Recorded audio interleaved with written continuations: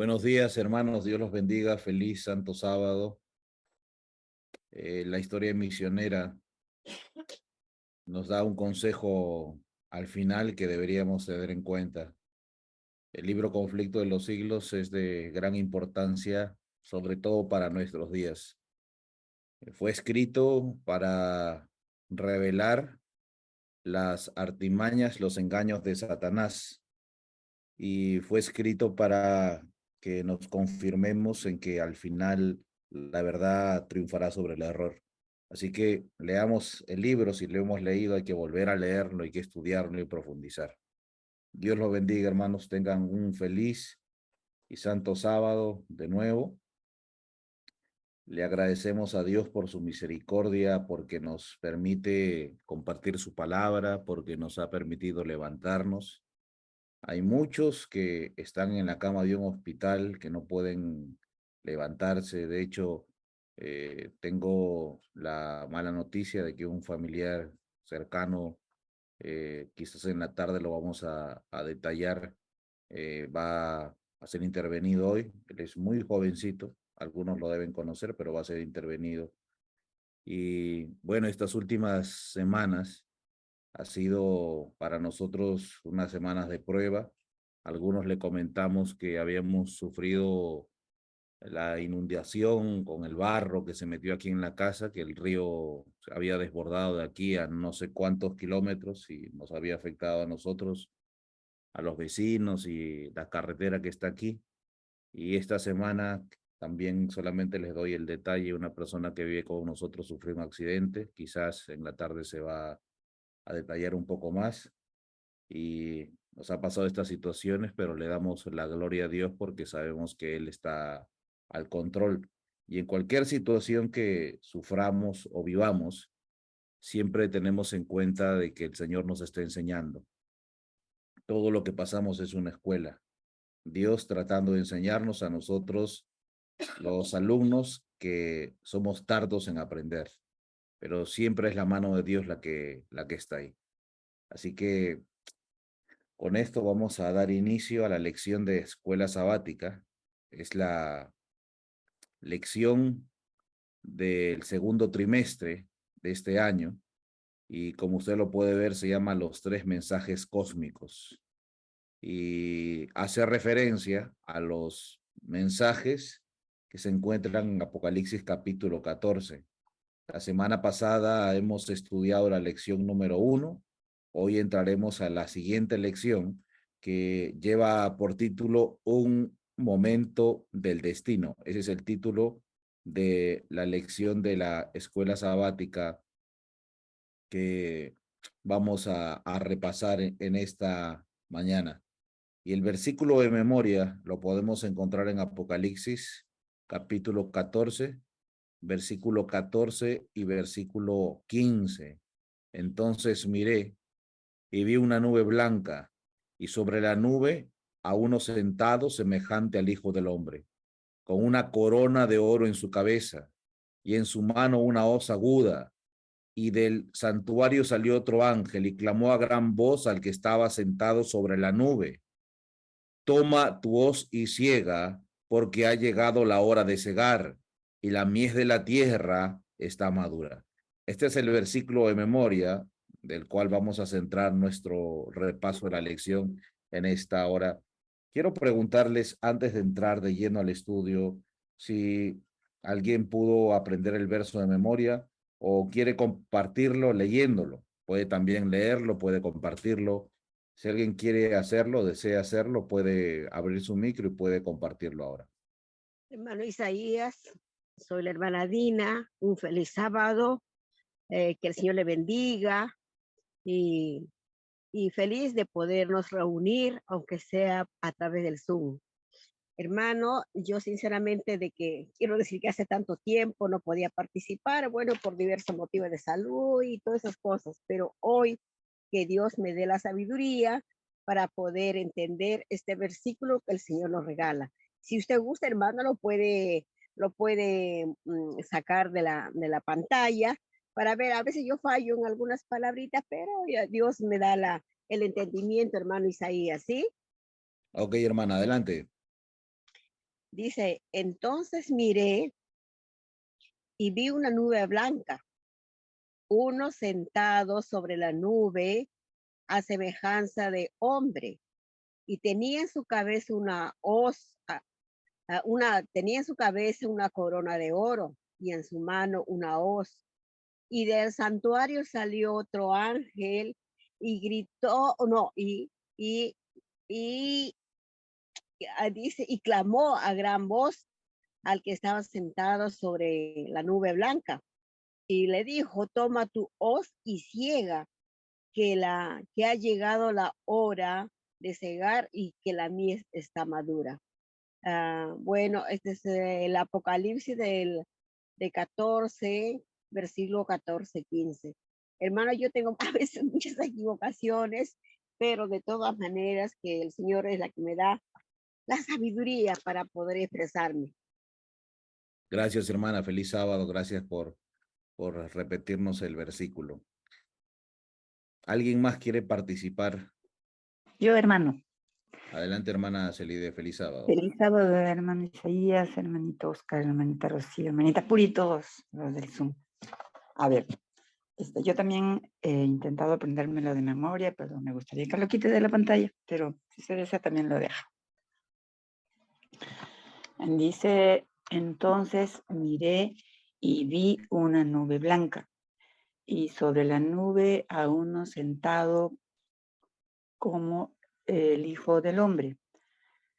En su cabeza tenía una corona de oro y en su mano una hoz aguda. Entonces vi también salir a otro ángel del santuario que clamó a gran voz, toma tu hoz y ciega, porque ha llegado el momento de cegar, porque la mies en la tierra está madura.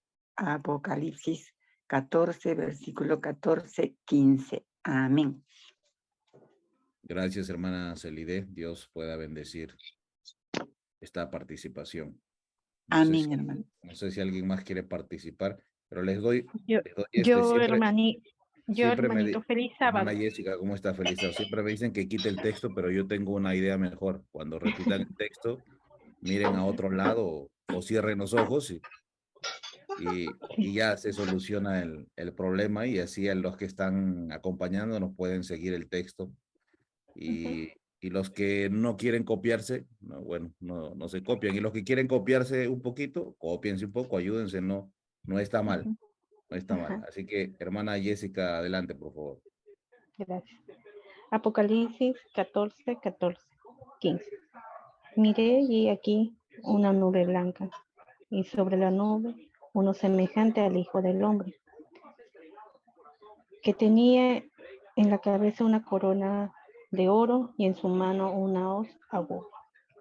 Y del templo salió otro ángel, clamando a gran voz al que estaba sentado sobre la nube, mete tu hoz y ciega, porque la hora de cegar ha llegado, porque la mies en la tierra está madura.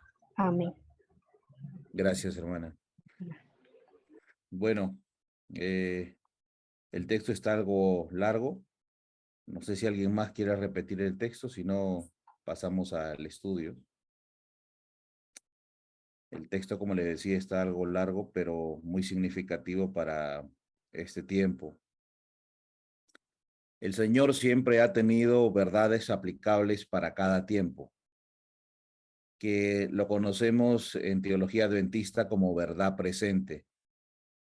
Y el Señor ha enviado mensajes que están mezclados siempre con juicio y con misericordia. Desde el primer mensaje que el Señor envía, que es el mensaje hacia Noé, que habla de un mensaje de juicio, de destrucción por medio de un diluvio, pero también un mensaje de misericordia, de arrepentimiento y de reconocimiento de Dios y de actuar, entrar dentro del arca. Y entonces el Señor siempre ha actuado desde esa perspectiva o desde esa manera. En los últimos días de la historia de esta tierra, el libro de Apocalipsis nos muestra que Dios tiene un pueblo y que también tiene un mensaje especial que tiene que predicar. Y este mensaje es el último mensaje que se va a predicar sobre la tierra. Y es el mensaje del primero, del segundo y del tercer ángel. Cuando culmina este mensaje, ocurren eventos importantes que vamos a estudiar en esta mañana. Y vamos a pasar al día domingo, que lleva por título Decisiones Eternas. Ese es el título de el estudio del día domingo. Decisiones Eternas. En el libro de Apocalipsis, perdón, este dice Apocalipsis, pero es Mateo. Mateo 24:14 dice, y será predicado este evangelio del reino en todo el mundo para testimonio a todas las naciones, y entonces vendrá el fin. En su sermón profético, Mateo capítulo 24, el Señor Jesús dijo estas palabras, que el evangelio del reino sería predicado a todo el mundo, y lo que sucede después de la predicación del evangelio es el fin. Esto es lo que anunció el Señor. Es decir, que antes de que ocurra lo que la Biblia llama el fin de las cosas o el fin de la tierra, tiene que cumplirse una condición: la predicación del evangelio. Predicación del evangelio. En el libro, ahora sí, de Apocalipsis, como les decía, aquí hay un error, en vez de Apocalipsis debería decir Mateo, pero ahora sí, en el libro de Apocalipsis, dice el profeta Juan, vi volar por en medio del cielo a otro ángel que tenía el evangelio eterno, el mismo evangelio que dijo Jesús que tenía que ser predicado a todas las naciones para que luego viniese el fin. Ahora el profeta del Apocalipsis, Juan, dice que este evangelio eterno, le llama a él, es predicado a los moradores de la tierra, a toda nación, tribu, lengua y pueblo. Ahora, hermanos, el sábado pasado estudiábamos un poco en cuanto al falso evangelio, porque hoy se habla mucho de la predicación del evangelio, no solamente el mundo cristiano, sino aún dentro del pueblo verdadero de Dios, la iglesia adventista. Se habla mucho de que el evangelio se ha predicado a casi todos los idiomas, de que la Biblia se ha traducido a más de 200 idiomas y contando y dialectos. Y entonces se habla mucho de la obra del evangelio, de que ha llegado a lugares donde no había entrado el evangelio, y muchos dicen de que se está cumpliendo lo que profetizó el Señor Jesús, lo que anunció el profeta Juan en el libro de Apocalipsis, que la predicación del evangelio está predicándose y está llegando a todos los lugares. Ahora, hermanos, hablábamos el sábado pasado del falso evangelio, como el apóstol Pablo ya en sus tiempos le decía a los Gálatas que insensatos tan rápido se han apartado del evangelio que les prediqué para seguir otro evangelio, y después dice, no, no es que haya otro, y desde ahí empezamos a ver de que desde el inicio ha existido un evangelio falso. Leíamos una cita, como la sierva del Señor explicaba que el mismo pueblo judío, el heredero de los oráculos sagrados de Dios, tenía una falsificación del evangelio. Es decir, que siempre el diablo ha falsificado este verdadero evangelio, el evangelio eterno, el evangelio del reino, como lo llamó el Señor Jesús.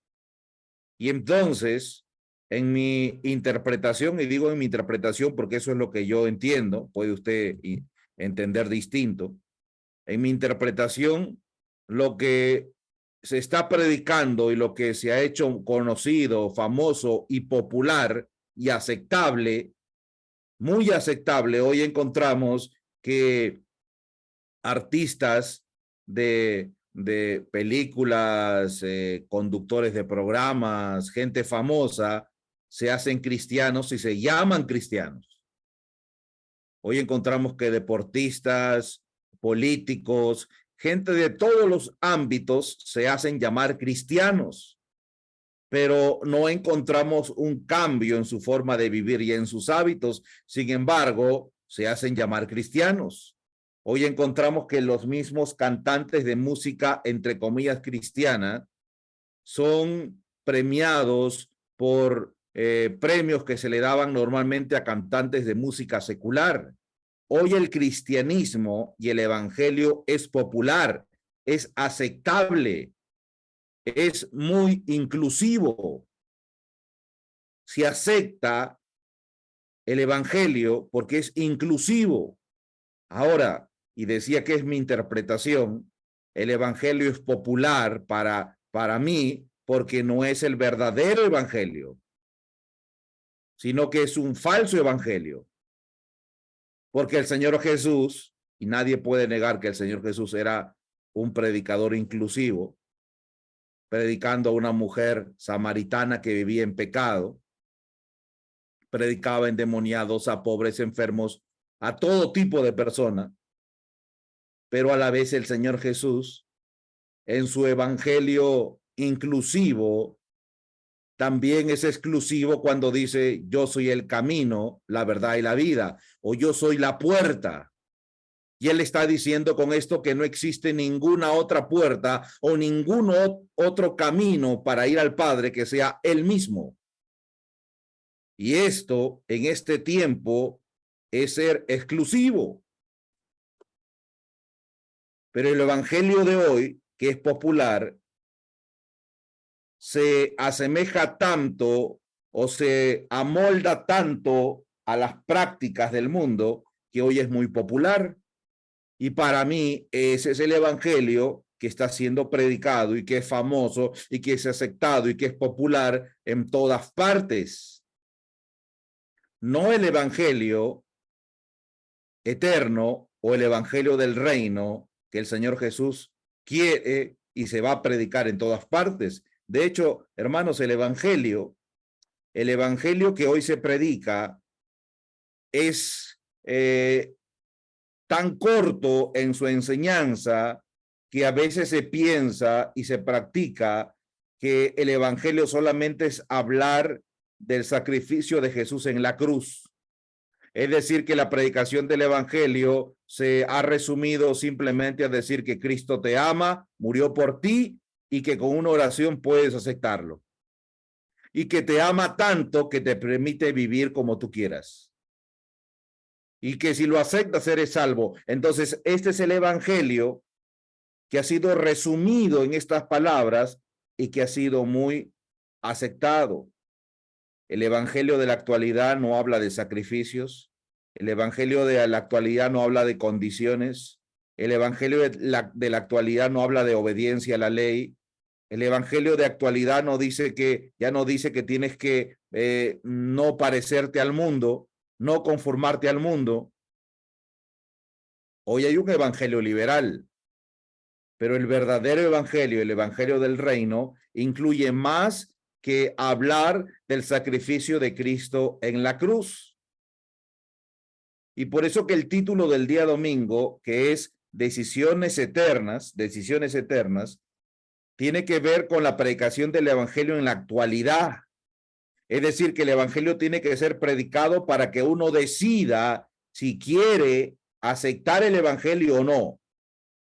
Pero resulta de que el evangelio que se predica en la actualidad, el evangelio eterno que se predica en la actualidad, que es presentado en el Apocalipsis, abarca más que el sacrificio de Cristo.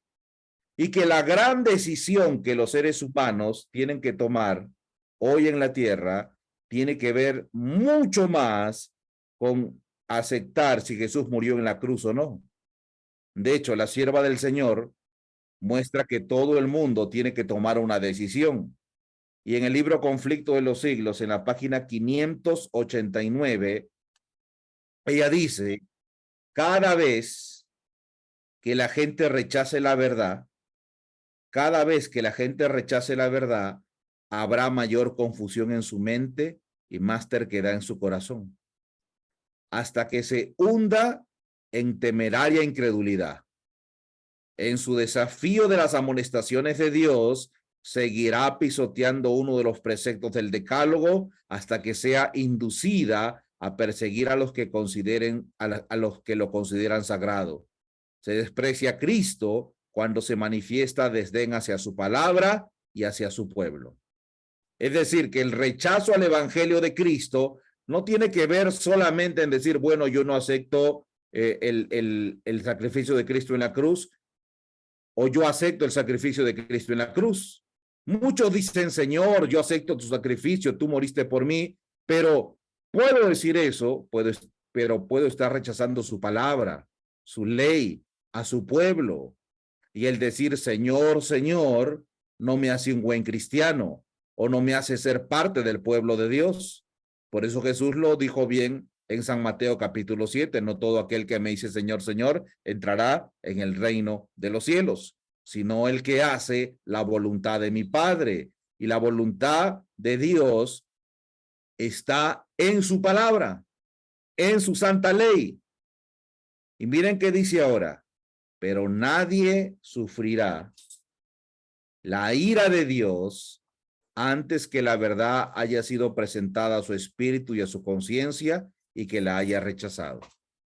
Es decir, hermanos, que nuestro Dios de amor, misericordioso y justo, no derramará su ira sobre las naciones sin que antes toda persona haya escuchado el mensaje final de Dios, pero no solamente haya escuchado, porque a veces una persona puede estar, y me ha tocado ver a muchas personas, estar dentro de una iglesia, una campaña, en cualquier lugar, pero pueden estar sentados ahí, pero su mente no estaba ahí.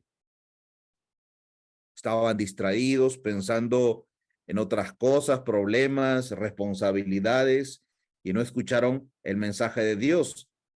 Ese pensamiento, esas preocupaciones, fue un impedimento para que el Espíritu de Dios grabara en su conciencia el mensaje de verdad. Y entonces no podemos decir, no, pero estuvo ahí. No, Dios va a derramar su ira sobre aquellos que conscientemente entendieron el mensaje de Dios y lo rechazaron. He visto muchos preocupados de manera excesiva. Yo creo que debe haber una preocupación sana de oración, de testimonio para con nuestros familiares, pero yo he visto a muchos con una preocupación excesiva por sus familiares y piensan que es su deber a rajatabla que tienen que predicarle, padre, madre, hijos, cualquier familiar. Y se desesperan y dicen, no, es que tienen que saber porque se van a perder, tienen que saber. Y entonces todo el tiempo están imponiendo el evangelio, metiéndolo a la fuerza. Aunque la persona reniegue, aunque la persona esté aburrida de escucharnos, porque a veces ese celo de querer predicar no va acorde con nuestro testimonio. Y entonces, aunque la persona ya no quiera escuchar más, me ha tocado en el pasado invitarme a dar estudios bíblicos a personas que no querían recibir estudios bíblicos. Su familiar los estaba obligando a escuchar, porque hay esa desesperación. He visto a muchos jóvenes en esta experiencia de haber estado en escuelas, jóvenes dejar escuelas misioneras porque tenían esa preocupación. No, yo tengo que ir y predicar a mi familia. Y a veces sin la preparación necesaria, sin ser el llamado de Dios, iban a predicar a sus familias y el fin siempre fue el haber recibido la influencia que los rodeaba y apartarse del camino que habían empezado. Si entendemos lo que dice la inspiración, podemos entender la misericordia de Dios. A veces no somos nosotros quienes vamos a predicar a nuestro familiar cercano. A veces es otra persona, otro medio, y nosotros tenemos que esperar en Dios. Porque nadie sufrirá la ira de Dios antes de que la verdad haya sido presentada a su espíritu y a su conciencia, dice. Espere, que sería injusto que su ser querido reciba la ira de Dios sin que haya entendido la verdad, haya escuchado, haya sido presentada a su espíritu y a su conciencia. Todos tendrán la oportunidad de escuchar el mensaje de Dios. Todos tendrán la oportunidad de ser impactados con el mensaje de Dios, que su conciencia lo entienda. Y solo si conscientemente rechazan el mensaje de Dios, el resultado será recibir la ira de Dios. Hay muchas personas que no han tenido jamás oportunidad de oír las verdades especiales para nuestro tiempo. Por eso decía, el Evangelio de Cristo tiene que ver con la predicación de los mensajes especiales para nuestro tiempo.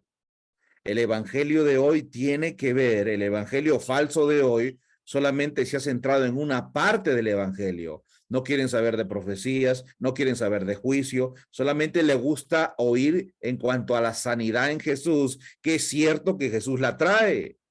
De hecho, usted puede hacer un poco de memoria y recordará que últimamente he compartido mucho en cuanto al amor de Dios, del sacrificio de Cristo, del cambio de corazón. Pero es cierto que el Evangelio de Dios, la verdad presente, tiene que ver con el mensaje de juicio, con el mensaje del primero, del segundo y del tercer ángel, con la ira de Dios que el Señor va a derramar sobre aquellos que reciben la marca de la bestia. Vengo de participar, algunos les comenté que me fui a un viaje y observé con preocupación que dentro de la mayoría de los ministerios, este es el tenor que se predica, un evangelio que solamente tiene que ver con el amor, un amor sentimental, por cierto. Y esto es lo que se busca. Se ha alejado mucho el evangelio que tiene que ver con la verdad presente. Hay muchas personas que no han tenido jamás oportunidad de oír verdades especiales para nuestros tiempos. La obligación de observar el cuarto mandamiento no les ha sido jamás presentada bajo su verdadera luz. La obligación de guardar el cuarto mandamiento es parte del evangelio. Es parte del evangelio. Y el sábado, dice la sierva del Señor, será la gran piedra de toque de lealtad, pues es el punto especialmente controvertido. Cuando esta piedra de toque le sea aplicada finalmente a los hombres, entonces se trazará la línea de demarcación entre los que sirven a Dios y los que no le sirven. Es decir, que al final todos tienen que tomar una decisión, pero la decisión no va a ser en cuanto, sí, Señor Jesús, yo creo en ti o no creo, sino que la sierva del Señor nos presenta un panorama más completo. Es cierto que aceptar a Jesús es aceptar su sábado.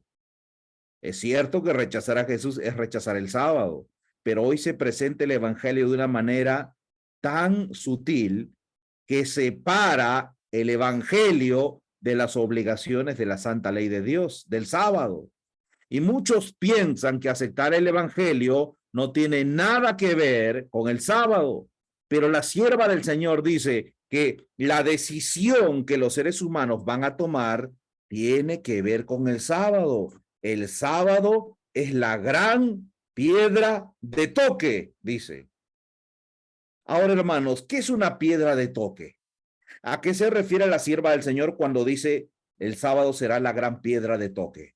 Miren, hermanos, en el tiempo final, en este tiempo, va a haber un grupo que va a rechazar a Dios abiertamente. No quieren nada, no quieren saber nada con el cristianismo y con Dios. Son sinceros en su vivir y en su hablar. Recibirán la ira de Dios. Tuvieron oportunidad de escuchar, pero rechazaron. Recibirán la ira de Dios. El otro grupo es el cristianismo, pero dentro del cristianismo hay una división.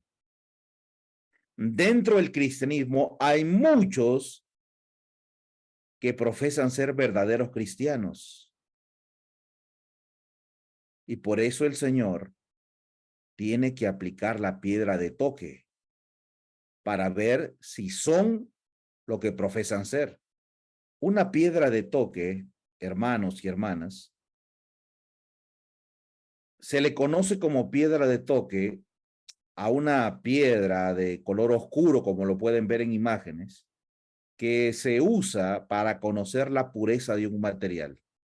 Generalmente se utiliza para el oro, aunque también ha sido usado para con la plata. Se agarra esta piedra que usted ve en imagen y se frota el material ligeramente hasta que produzca una huella, una raya, como usted lo ve. Si es el oro, se frota y se produce una raya, y después a esa raya que ha dejado en esa piedra, la piedra de toque, se le pone una gota de ácido nítrico. Si el metal, las joyas son de oro puro, la huella que ha dejado en la piedra no sufre ninguna alteración. Tal como lo rayó, así queda. Pero si no es oro puro, sino alguna mezcla, entonces la línea que usted trazó en la piedra de toque sí sufre una variación de color. Los griegos no utilizaban el ácido nítrico, sino que los griegos utilizaban la piedra de toque y rayaban el material o los diversos materiales que querían ver si tenía la pureza que se decía, y luego lo comparaban con una línea de oro puro para ver si era parecido. A veces eran mezclas, aleaciones, y entonces tenía otro color. Y ellos lo verificaban y lo comparaban con la línea que hacían con oro puro y decían, no se parece, no es el mismo, no es oro puro. Ahora, hermanos, por eso es que la sierva del Señor dice, el sábado será la gran piedra de toque de lealtad.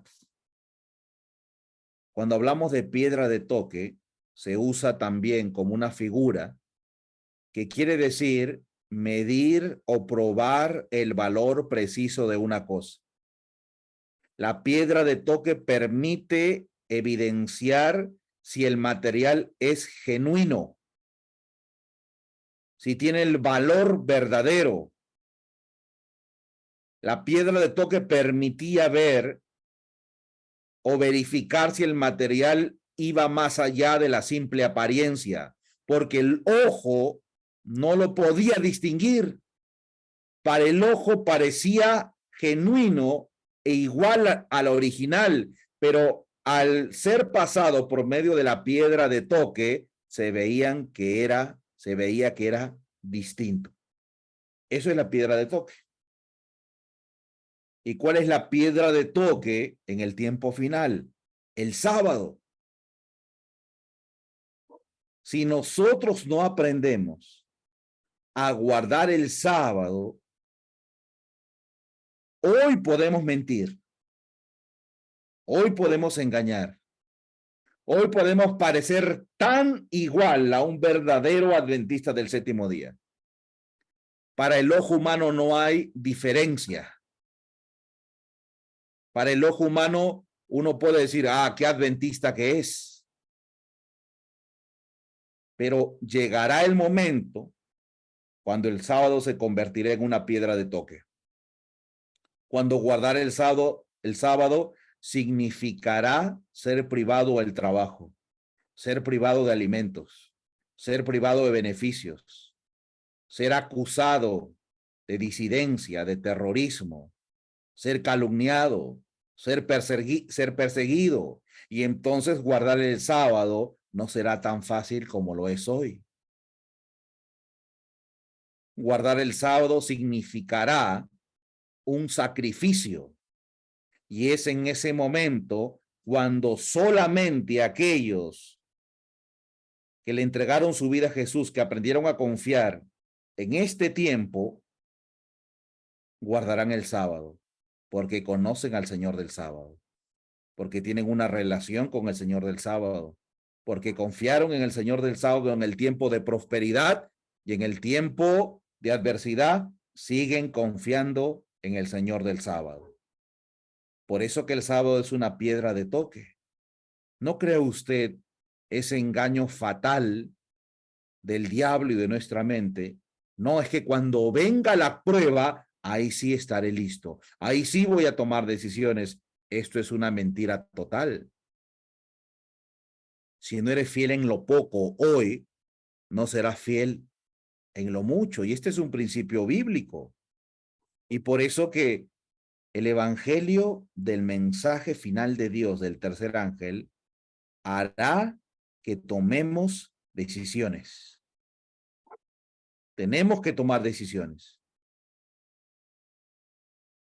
Y para tomar la decisión, usted no tiene que decir, bueno, entonces cuando venga el momento lo tomaré.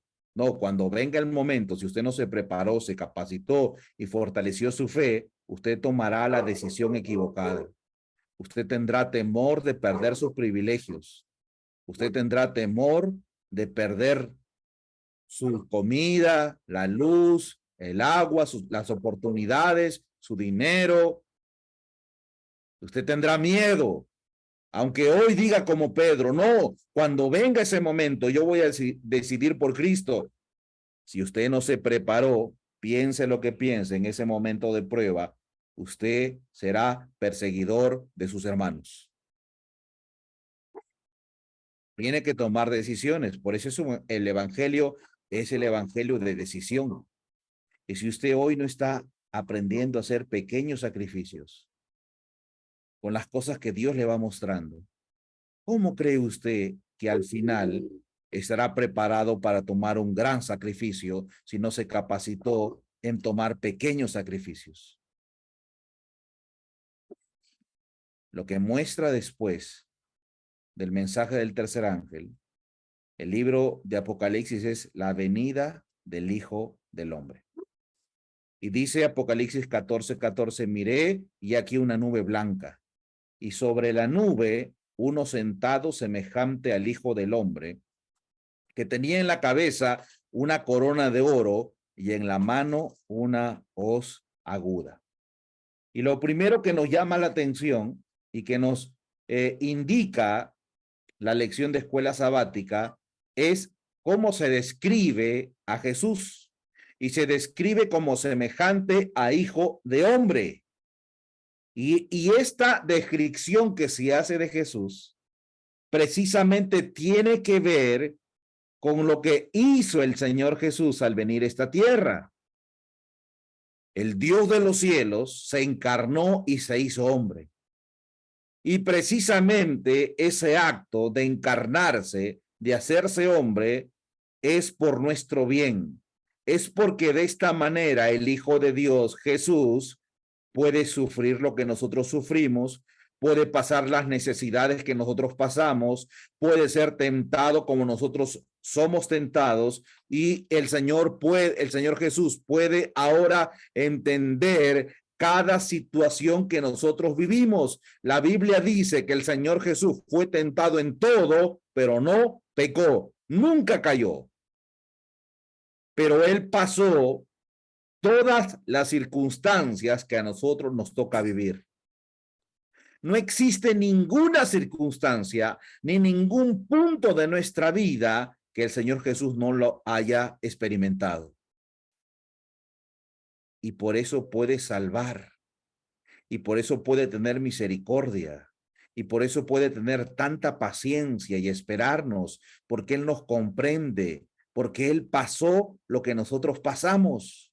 Por eso, hermanos, que usted encuentra en capítulo 4 y 5 del libro de Apocalipsis, que el único digno de abrir el libro de los 7 sellos era el Cordero inmolado. No era el Padre que está en los cielos, porque la dignidad para abrir los 7 sellos no tenía que ver con la santidad o con divinidad. Jesús nos comprende y por eso se presenta en el juicio que ocurre después de la conclusión del mensaje del primero, del segundo y del tercer ángel. ¿Por qué digo juicio? Porque ¿qué tiene el Hijo del Hombre en la mano? Una hoz aguda, afilada. ¿Y para qué lo tiene? Para cegar, para cosechar. Esto nos está diciendo que después de la predicación del mensaje de los tres ángeles, lo que sigue a continuación es Jesús viniendo a la tierra para cosechar, para darle a uno, para darle a cada uno según sea su obra. Por eso, hermanos, el mensaje del tercer ángel es un mensaje de decisiones. Decisiones eternas. El mensaje del tercer ángel tiene el objetivo de despertar, de obrar un cambio en nuestros corazones para que aceptemos a Cristo. Y por eso la sierva del Señor, entendiendo la importancia de este mensaje, ella vio el plan satánico y dice en el libro Evangelismo, página 171, Satanás ha ideado un estado de cosas por el cual la proclamación del mensaje del tercer ángel será, ¿qué dice? Detenida.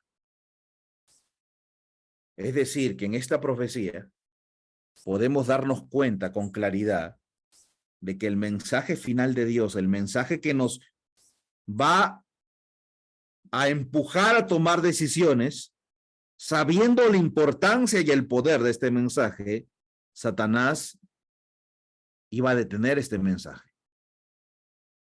Es lo que dice la inspiración. Ahora, hermanos, yo no creo de que ha sido detenido en su totalidad. Yo creo que Dios sigue obrando. Ahora, lo que no creo es que sea, muchos se levantan y dicen el mensaje del tercer ángel está siendo predicado por aquí, por acá, y nunca se menciona ni siquiera el contenido. Solo se dice, se ha predicado el mensaje del tercer ángel, debemos predicar el mensaje de los tres ángeles, publicaciones donde se dice y se habla del mensaje de los tres ángeles, pero no se habla del contenido en sí mismo. Temed a Dios, darle gloria a la hora de su juicio, la caída de Babilonia, el tercer mensaje, si alguno adora a la bestia y a su imagen, entonces se repite, y por eso lo decía la semana pasada, es como aquel cartel que dice, hoy no fío, pero mañana sí, y se repite y se repite y se repite, pero no encontramos que se predique el mensaje en sí mismo, el contenido del mensaje. Ahora, gracias a Dios, a medida que aumenta la oposición, la sierva del Señor dice, el mensaje del tercer ángel aumenta en importancia a medida que nos acercamos a la terminación de la historia de esta tierra. Cuanto más nos acercamos al fin, el mensaje del tercer ángel es más importante. Ahora, hermanos, ¿por qué hasta ahora no hemos sido eficaces?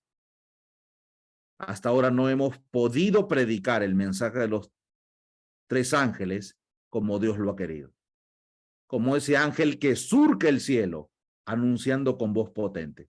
Porque hasta ahora el mensaje del tercer ángel no ha sido predicado como lo profetizaba el libro de Apocalipsis, con voz potente. Porque se habla de tantas cosas, pero no se habla de la importancia de estos imperativos. La expresión temed a Dios, dadle gloria, la hora de su juicio, adorad al Creador. ¿Quién es Babilonia? ¿Por qué cayó Babilonia? ¿Cuál es la marca de la bestia? ¿Cuál es el sello de Dios? ¿Cuál es la ira de Dios? ¿Quién es la bestia? ¿Cuál es su imagen? Todo esto es importante porque forma parte del mensaje del tercer ángel. Pero esto ya no se predica y ya no se enseña. Hoy solamente el mensaje del tercer ángel se ha resumido a hablar simplemente de aceptar a Cristo. Y aún hasta muchos adventistas dicen, ah, no, es que la sierva del Señor dijo que el mensaje del tercer ángel es la justificación por la fe. Así que si yo hablo del perdón, estoy predicando el mensaje del tercer ángel. Y le han quitado todo lo que tiene que ver con el mensaje del tercer ángel para hablar solamente del perdón. Ahora, ¿el perdón forma parte del tercer ángel? Claro que sí. Es el centro del mensaje, pero ¿por qué dejamos de lado todos los demás imperativos que he nombrado hace un momento? Yo creo que es un engaño del príncipe de las tinieblas el desviarnos de la verdad presente y centrarnos en algo que es importante y el centro del mensaje, pero quitándole el cuerpo. Es importante que el mensaje del tercer ángel, miren hermanos, con esta cita termino por el tiempo. La carta 12 del año 1900, la sierva del Señor dijo, el mundo solo puede ser amonestado, y solo, cuando escribe solo, es condicional. Es decir, que el mundo, tenemos que cumplir una condición para amonestar al mundo. El mundo solo puede ser amonestado cuando vea que aquellos que creen en la verdad son santificados por la verdad. ¿Cuándo puede ser amonestado el mundo? Solo cuando vea que aquellos que creen en la verdad son santificados por la verdad. Cuando vea que practican principios santos y elevados, que demuestran con altura la línea de demarcación entre los que guardan los mandamientos de Dios y los que los pisotean. Es decir, hermanos y hermanas, que el mensaje del tercer ángel puede ser predicado solamente cuando los que predican la verdad vivan la verdad. Y hasta ahora creo que hemos hablado del mensaje sin entrar en la profundidad, y de hecho, lo poco que hemos hablado del mensaje ha sido predicado por personas que no vivimos la verdad. ¿Cómo se va a hacer una línea de demarcación? ¿Cómo podemos decir el mensaje del tercer ángel santifica si nosotros no somos santificados? Es tan fácil, hermanos, hablar de la verdad de Dios, de la verdad presente, del mensaje del tercer ángel, y seguir teniendo el corazón corrupto, seguir siendo egoístas, seguir viviendo en la misma manera que hemos vivido, hijos rebeldes, padres egoístas, malos cristianos, viviendo como el mundo, sin cambio, en mentira y en los frutos de la carne. Pero eso sí, hablar del mensaje del tercer ángel, hablar de la justificación por la fe, hablar de reforma pro salud. Y es fácil hablar. El Señor Jesús tenía poder porque la Escritura dice que él vivía lo que predicaba. Y creo que la ineficacia de la predicación nuestra se basa en que no vivimos lo que predicamos. Y la inspiración es clara en decir que el mundo solo puede ser amonestado cuando se vea que aquellos que creen la verdad son santificados por la verdad. No se trata solamente de hablar y de decir, sino de hacer, de vivir lo que uno predica. Y cuando esto ocurra, entonces va a haber una diferencia entre los que viven la verdad y los que no lo viven. Porque en la actualidad, usted puede predicar, pero el que es predicado, el que no cree en Dios va a decir, pero tú predicas y vives igual que yo, en la misma circunstancia, en el mismo egoísmo. No puede haber una línea de demarcación que decir, estos son distintos. Son distintos en lo que dicen, pero no en lo que hacen. En lo que hacen son iguales a nosotros, dirán los mundanos. Es más, el que dice algo y hace otra es conocido como un hipócrita. Por eso que el cristiano que dice y no hace tiene mayor condenación que el que está en el mundo, que es fiel a su rebeldía. ¿Por qué es importante esto, hermanos? Y la lección lo presenta, porque estamos viviendo en el juicio celestial. donde todo lo que hacemos tendrá que ver en favor o en contra de nuestra salvación. Y este es el mensaje más solemne para este tiempo, que cada uno de nosotros vamos a comparecer ante el juicio de Dios. Que no vamos a poder hacer lo que hacemos ahora, engañar. Que no vamos a poder manipular personas. Que no vamos a poder manipular circunstancias. Que no vamos a poder esconder nuestro pecado. Eso es lo que presenta la Escritura, que llega un momento en que ni la oscuridad de la noche, ni la artera más astuta que hemos hecho, podrá esconder nuestros pensamientos, intenciones y emociones. Nada podrá ser escondido porque el Señor sacará todo a la luz.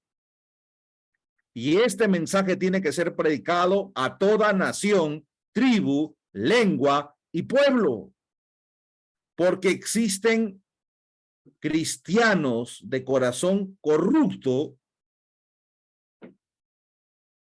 que por mucho tiempo hemos vivido engañando. Ahora, hermanos, ¿cuál es la solución? Yo no voy a terminar la escuela sabática sin presentar el día miércoles que nos habla una corona del vencedor. Porque el libro de Apocalipsis dice, sé fiel hasta la muerte y yo te daré la corona de la vida. Y la palabra corona que se encuentra aquí en el Apocalipsis viene de la palabra griega estéfanos. Cuando en Apocalipsis 12 dice que el dragón tiene coronas, esa palabra es diadema, que es la corona que se ponían los reyes. Pero cuando Jesús dice, sé fiel hasta la muerte y te daré la corona de la vida, esta palabra corona no es diadema, sino estéfanos. Y estéfanos era la corona que se le daba al vencedor de una carrera, al que salía victorioso, al que se disciplinó, al que se negó a muchas cosas y se preparó para ganar la victoria de esa carrera. Ese tipo de corona, la corona del vencedor, será dado para aquellos que salen victoriosos. ¿Victoriosos de quién? Victorioso de mí mismo, de mis pecados, de mis malos hábitos, de mis tentaciones, de mi apego al mundo, de mi egoísmo. Aquel que sale fiel y victorioso de toda mancha y contaminación del mundo, recibirá la corona de vida. Pero hermanos, la Biblia presenta, y lo presentó la semana pasada, dice, ellos han vencido por medio de la sangre del Cordero. Es decir, que el pueblo final de Dios recibe una corona, pero esta victoria que ellos han ganado no radica en su fuerza humana o en su voluntad humana, sino que esa fuerza humana y esa voluntad humana fue fortalecida por la sangre de Jesús. Y es por eso que en el libro Conflicto de los Siglos, en el último capítulo, se muestran los redimidos recibiendo una corona. Y después estos que reciben la corona, los redimidos de Dios, lo echan sobre los pies de Jesús, reconociendo ellos mismos que la victoria que ganaron fue en el poder y en la fuerza de Cristo. Que el Señor bendiga su palabra, porque Dios tiene un remanente fiel. Y aunque quizá hoy está luchando con malos hábitos y con su pecado, creo que el Señor los está purificando. No importa la condición en que estemos ahora. No importa cuán lejos hemos caminado o cuán hipócritas hemos sido, cuánto hemos ofendido a Dios. El Señor dice que si vamos a Él y lo aceptamos como nuestro Salvador, Él perdona nuestros pecados. Él dice, yo no me acordaré más de tu pecado. Pero tenemos que ir a Él, pedir perdón y decirle, Señor, capacítame para poder predicar, no solamente con mi voz, sino con mi testimonio, el mensaje final, el mensaje de los tres ángeles. Si esa es tu oración, si eso es lo que quieres, acompáñame a hacer una oración final para decirle, Señor, ayúdame a formar parte de ese remanente final que ha obtenido victoria y que ahora puede predicar con su vida el mensaje final de Dios. Ponte de rodillas y vamos a orar. Gracias, Padre, por tu misericordia, por tu amor, porque eres bueno, Señor, porque para siempre es tu misericordia y porque creemos que si estamos aquí, no es por nuestra voluntad, no es por casualidad, sino porque tú quieres prepararnos para formar parte de este remanente victorioso que mostrará en su vida, Señor, tu carácter. Tú conoces, Señor, las vicisitudes, los problemas y tentaciones que están pasando cada uno de tus hijos que están aquí. Si sienten soledad, si están enfermos, algún motivo de depresión, deudas, Señor, juicios. Señor, muéstrale tu amor. Ayúdale, Señor, a salir del lugar donde están. Muéstrale, Señor, de que hay una vida mejor y un mundo mejor, que puedan mirar con el poder de tu espíritu por encima de las cosas materiales y puedan ver, Señor, lo espiritual, lo que estás preparando para tus hijos fieles. Bendícenos y perdónanos. Oramos en el nombre de Jesús. Amén, Señor.